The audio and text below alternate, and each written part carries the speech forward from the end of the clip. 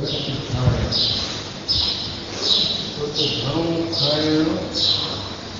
में फिसलत सुस्ती तकासुली पैदा कंदो, इबादत में मज़ो न ईंदो, जागण में दुश्वारी थींदी, तहजुद ते अख न खुली सघंदी ऐं क़ुरान पढ़ण वेंदो त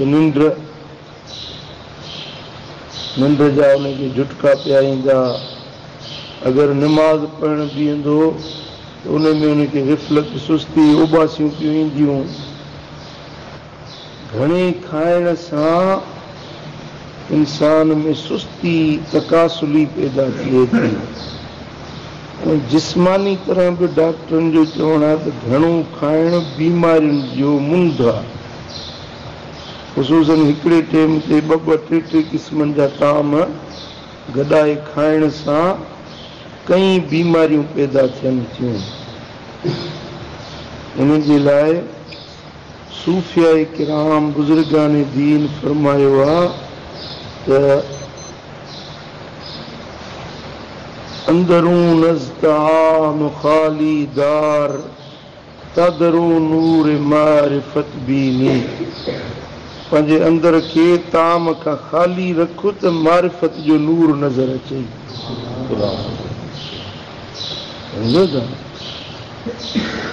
घणे खाइण सां घणियूं तकलीफ़ूं रूहानी बि ऐं जिस्मानी बि।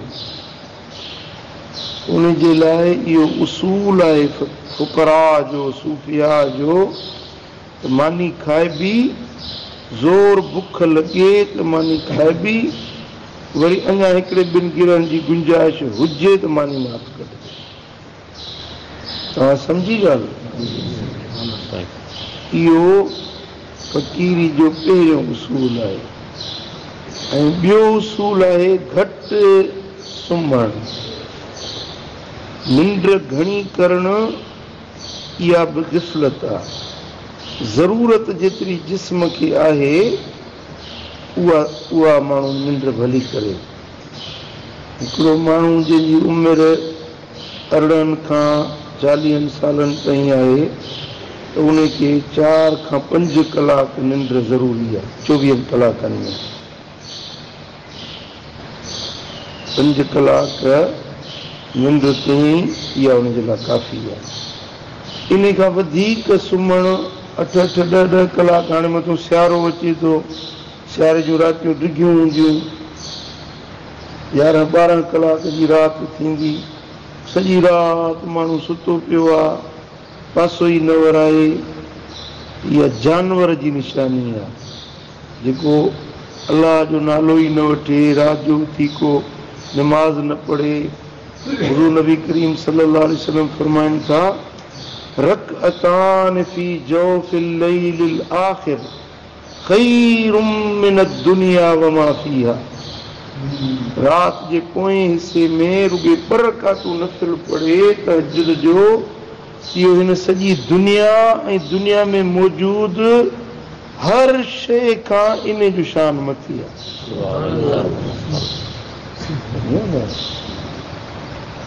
हज़रत जुनैद बगदादी रहमतुल्लाह अलैह फरमायो बिहा वजदना मा वजदना। असांखे जो कुझु मिलियो आहे उहो तहज्जुद जी निमाज़ जे सदके मिलियो आहे।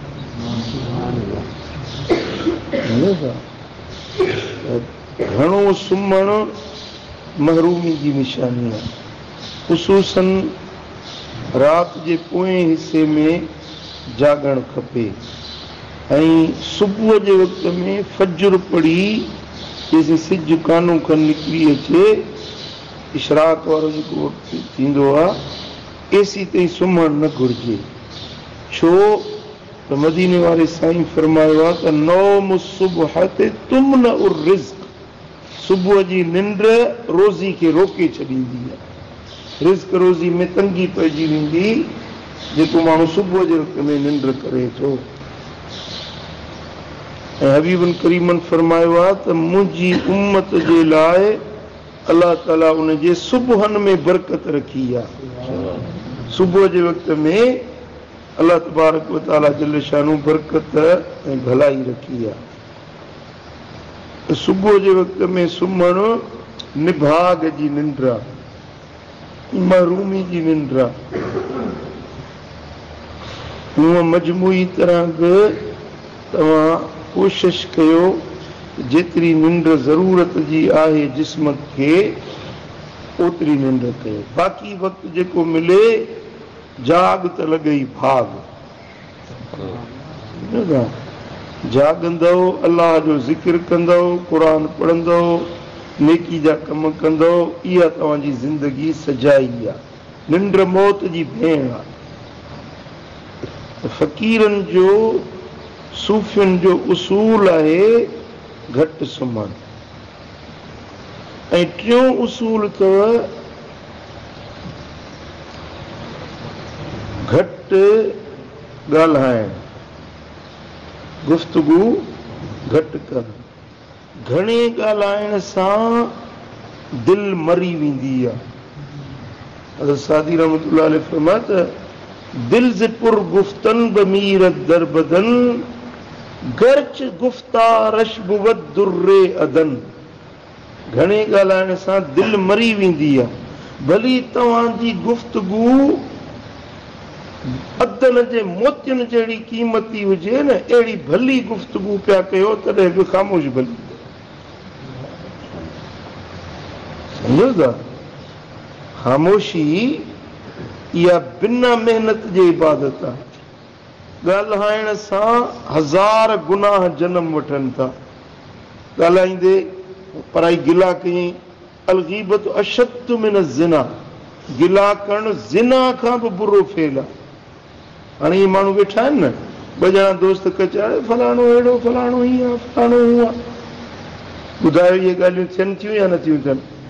असांजी का कचहरी अहिड़ी वांदी न आहे जंहिंमें पराई गिला न हुजे। क़ुर फरमाए थो वला यग़्तब बअदुकुम बअदा, तव्हां मां हिकिड़ो ॿिए जी गिला न करे। अयुहिब्बु अहदुकुम अन याकुल लहम अखीहि मैता, छा तव्हां चाहींदो, पसंदि कंदो त मुअल भाउ जो गोश्त खाओ? पराई गिला करणु मुअल भाउ जो गोश्त खाइण जे बराबरि आहे।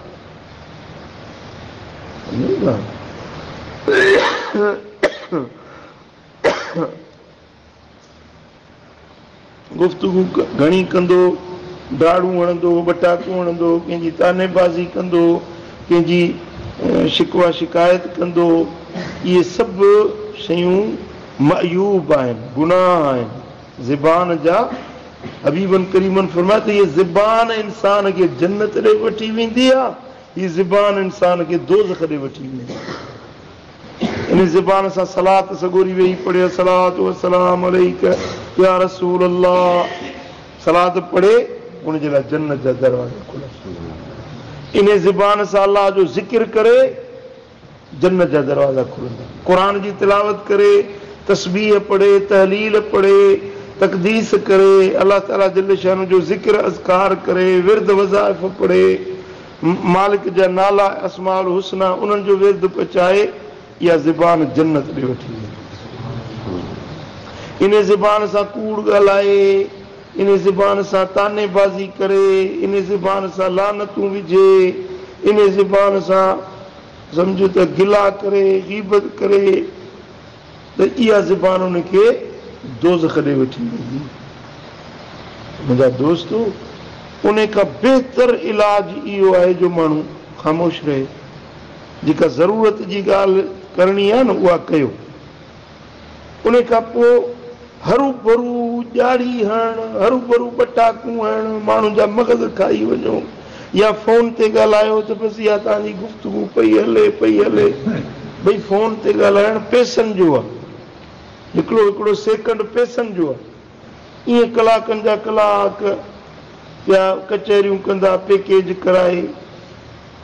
यादि रखो, डॉक्टरनि जो चवणु आहे त इहा फ़ोन जेका आहे उहा कन सां लॻाए बि न रखो, थोरो विथी विकी रखो। इन सां घणो ॻाल्हाइण सां कैंसर जी बीमारी पैदा थिए थी। सम्झो था?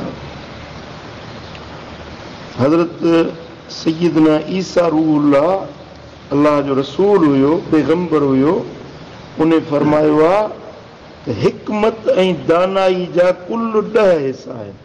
घणा? हिकमत ऐं दानाई जा कुल 10 हिसा।